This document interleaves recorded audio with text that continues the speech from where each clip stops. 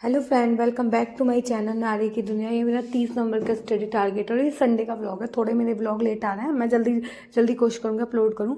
तो सबसे पहले मैं अपने घर का काम करने आऊँ। एक क्वेश्चन जो मेरे पे बहुत ज़्यादा आता है कि मैं हाउस वाइफ हूँ, घर का बहुत सारा काम करती हूँ और पढ़ाई नहीं कर पाती। और मतलब बहुत सारे ऐसे कमेंट आते हैं, मैं घर का काम करके थक जाती हूँ, बहुत ज़्यादा थक जाती हूँ, फिर मेरा पढ़ाई करने का मन नहीं करता।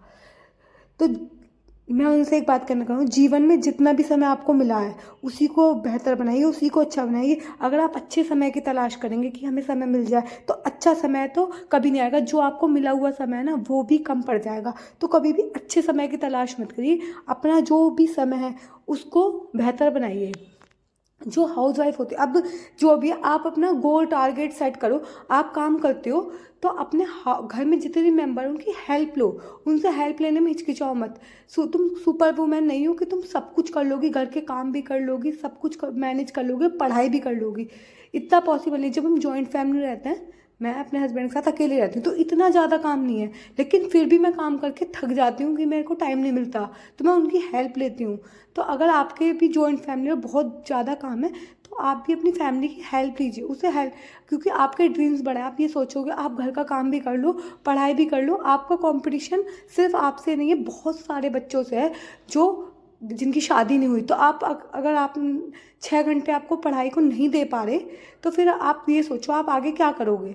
तो 6 घंटे पढ़ाई को देने बहुत ज़्यादा ज़रूरी है। तो जितना भी आपको टोटल समय मिला है उस पर फोकस रहो, उस समय को देखो और एक अपना टाइम टेबल फिक्स करो। मोस्टली क्या होता है, लड़कियां जब दुनिया का सबसे हार्ड काम पढ़ाई करना है और सारे काम आसान है। उसका सबसे बड़ा रीज़न, कोई औरत सिलाई कर रही होगी, कोई पार्लर कर रही होगी, वो भी घर का काम करती हैं। लेकिन यहाँ अपना मैं बता दूँ, मैं फर्स्ट स्टडी स्लॉट कर रही हूँ और फर्स्ट स्टडी स्लॉट में मैं इंग्लिश माध्यम ऐप से कॉम्प्रीहेंशन कर रही हूँ और मैंने बहुत दिन बाद कॉम्प्रीहेंशन लगाई है। तो उस दिन संडे था, संडे को कॉम्प्रीहेंशन इंग्लिश माध्यम ऐप अवेलेबल नहीं करा था, तो मैंने एक दिन पहले वाली कॉम्प्रीहेंशन लगाई थी 29 तारीख को। तो यहाँ मैं कॉम्प्रीहेंशन लगा रही हूँ। तो सबसे हार्ड काम देखो पढ़ाई करना है। कोई लड़की सिलाई कर रही है, वो भी अपने घर का खाना बना के आती है, घर का काम करके, कोई मजदूरी भी कर रहा है, वो भी अपने। लेकिन पढ़ाई करने के लिए आपको दिमाग भी चाहिए, मन की शांति भी चाहिए। आप ये सोच रहे हो सिर्फ आप पढ़ाई कर काम कर रहे हो, घर का काम कर रहे हो, और उसके लिए आपको मेंटली तैयार रहना है। थोड़ा सा अपने फैमिली वालों से बात करो, थोड़ा सा जैसे जल्दी उठना स्टार्ट करो। जैसे मेरे हस्बैंड चले जाते हैं, तो ये नहीं है कि मैं जल्दी सुबह उठ के पढूं, फिर भी मैं 6 बजे उठती हूँ और अपना काम 9 बजे तक फिनिश कर लेती हूँ कि अपना मैक्सिमम काम 9 मैक्सिमम 10 बजे तक सारा काम फिनिश हो जाए, जो मैं पढ़ाई के लिए ज़्यादा से ज़्यादा टाइम निकाल सकूँ। तो आप सुबह, मैं नहीं कह रही 3 बजे उठो, 4 बजे उठो, जितने बजे उठते हो उससे 1 घंटा पहले उठो और 1 घंटा पहले ही डिसाइड कर लो कि क्या पढ़ना है। 1.5 घंटा पहले उठो, आधा घंटा फ्रेशन अप होने में, और फिर आधा घंटा आप देखो कि आपको क्या क्या पढ़ाई करनी है। तो यार मैंने टेस्ट सबमिट कर दिया था और मैंने 24 क्वेश्चन, और आज मेरे सबसे ज़्यादा नंबर आए, मेरे 50 में से 45.5 नंबर आए। मैं देख के बहुत खुश हुई थी, काफ़ी टाइम बाद मैंने टेस्ट लगाया, फिर भी मेरे नंबर बहुत अच्छे आए हैं। क्योंकि कॉम्प्रीहेंशन में अराउंड 1.5-2 महीने लगातार लगाया था और काफ़ी सारे मुझे वर्ड्स भी याद हो गए थे। तो जो मुझे वर्ड याद हुए थे वो रिपीट होते रहते हैं। और मैंने PQRS की ट्रिक भी बनाई थी, एक क्वेश्चन PQRS से आया था, वो मैंने with in a 1 second with a trick मैंने कर दिया था। मैंने एक वीडियो में शेयर भी किया था, और रानी मैम की वीडियो से मैंने टोन थीम करती हूँ। तो एक क्वेश्चन टोन और थीम का था, तो टोन और थीम में देख के समझ जाती हूँ। एक क्वेश्चन गलत हुआ था, फिर वो मैंने देखा कि हाँ मेरा कहाँ गलत हुआ है। बाकी जो 1-2 क्वेश्चन थे जो मुझे लगा था कि मेरे डाउटफुल है कि इसमें से तुक्का लगाया था, जैसे हम 2 क्वेश्चनों में तुक्का लगाते हैं, तो वो भी मैंने देखे बाद में। और देखने के बाद मैं सेकंड स्टडी स्लॉट करी हूँ, और सेकंड स्टडी स्लॉट में मैं 508 ब्लॉक करी हूँ NIOS का। अगर आप बताना, अगर NIOS की आपको मैंने एक्सप्लेनेशन 3 वीडियो की चाहिए थी, बहुत लोगों ने कहा उसको कंटिन्यू करो। अगर अगर आप कमेंट करोगे तो मैं 4th यूनिट भी जल्दी से ला दूंगी, उससे क्या होगा मेरी भी प्रैक्टिस हो जाएगी।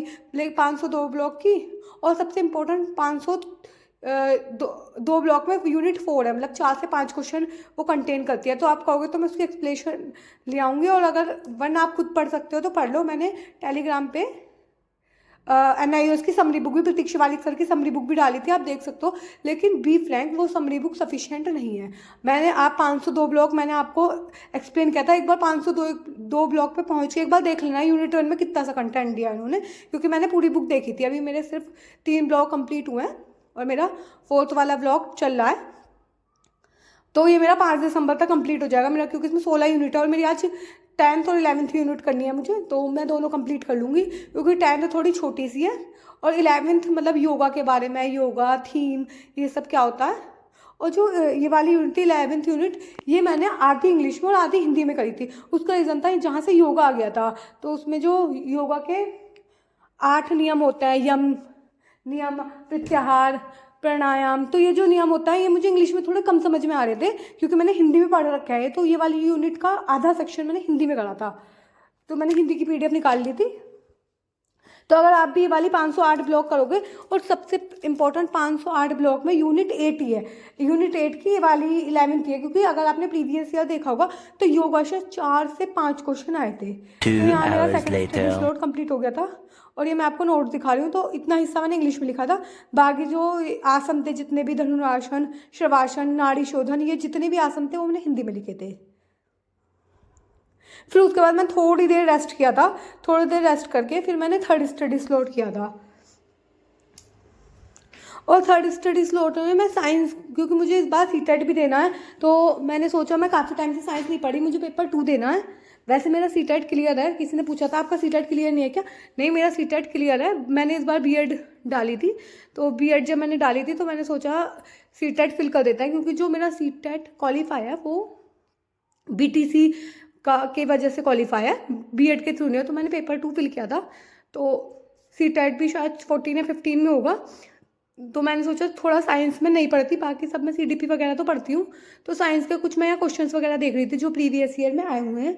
जैसे कि मैंने लेंस के बारे में पढ़ा, अवतल लेंस, उत्तल लेंस, कौन सा मिरर कहाँ बनता है, तो ये सारी चीज़ें मैंने पढ़ी थी। तो अगर आप हाउस वाइफ हो, आपको 6 घंटे निकालना है, तो आप देखो अपने टाइम टेबल बनाओ कि आपका फ़ोन में कहाँ टाइम जा रहा है, आपका कहाँ पे टाइम जा रहा है। आप डेली अपना एक टारगेट सेट करो कि आपका टाइम कहाँ वेस्ट हो रहा है, और आप ना एक अपनी प्रायोरिटी लिस्ट बनाओ। जैसे मेरी प्रायोरिटी लिस्ट है, उस प्रायोरिटी लिस्ट में सबसे पहली प्रायोरिटी है मेरी हेल्थ, उसके बाद मेरी स्टडी, और देन मेरी फैमिली और मेरे हस्बैंड। बस इससे ज़्यादा मेरी कोई प्रायोरिटी नहीं है। हमारे बहुत ज़्यादा भी प्रायोरिटी नहीं है, 3 प्रायोरिटी बना लो। एक अपनी हेल्थ, क्योंकि जब तक तुम्हारा हेल्थ ठीक नहीं होगी तुम किसी भी चीज़ को नहीं कर सकते। अरस्तु ने भी क्या, स्वस्थ मन में ही, स्वस्थ शरीर में ही स्वस्थ मन निवास करता है। तो ये सब कोट सबने अरस्तु का पढ़ा ही होगा। तो अगर तुम्हारी हेल्थ ठीक है, तो मैं भी अपनी थोड़ा सा करती हूँ कि मैं अपना हेल्थ पे ध्यान दूँ, क्योंकि मैंने काफ़ी वेट गेन कर लिया है। जब तक हमारी हेल्थ अच्छी नहीं रहेगी, ना हम स्टडी कर पाएंगे और ना ही अपनी फैमिली पे ध्यान दे पाएंगे। तो सबसे इम्पोर्टेंट है और कि हम अपनी हेल्थ पे ध्यान दें। जो हाउस वाइफ होती हैं वो कभी भी अपने ऊपर ध्यान नहीं देती।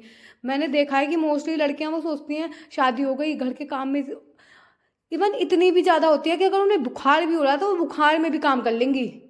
तो इतनी ज़्यादा लड़कियों को होता है। तो अपनी हेल्थ पे फर्स्ट प्रायोरिटी तुम्हारी हेल्थ होनी चाहिए, फिर तुम्हारी स्टडी होनी चाहिए, और किसी का बेबी है तो बेबी होना चाहिए, और बेबी है तो देन पहले हेल्थ, फिर बेबी, फिर उसके बाद तुम्हारी स्टडी, और देन तुम्हारी फैमिली। तो सबसे प्रायोरिटी, तुम जब तक तुम्हारी स्वास्थ्य ठीक है तुम सारे काम कर सकते हो।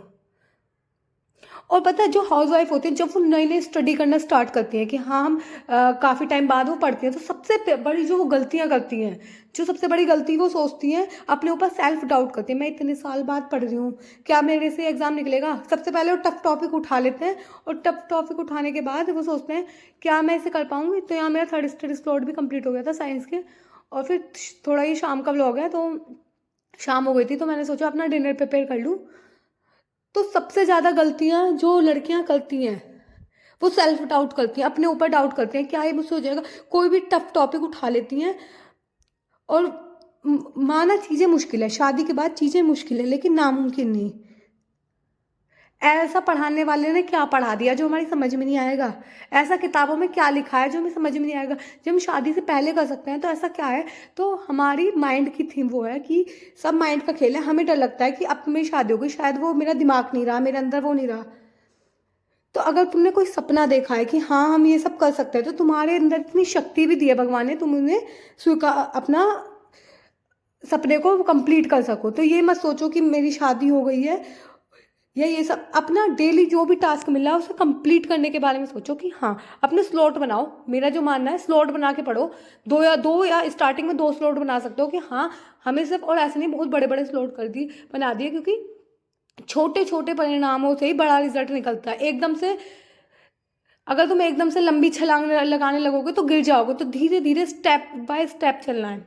एक विराट कोहली का इंटरव्यू मैंने देखा था कुछ टाइम पहले, जब वो इंडियन क्रिकेट टीम में कप्तान नहीं बने थे। उनसे ये पूछा गया कि तुम अपने अंदर क्या खूबी देख, जब तुम क्या कैसे अपने लिए वो करते थे, तो उन्होंने देखा कि कप्तान के अंदर जितनी क्वालिटी है वो तो मेरे अंदर एक भी नहीं है। वो क्वालिटी तो जो कप्तान के अंदर होती है एक भी नहीं है। मैं ना काम करता, तो मैंने सोचा एक कप्तान बनने के लिए मुझे क्या क्या क्वालिटी मेरे अंदर होनी चाहिए।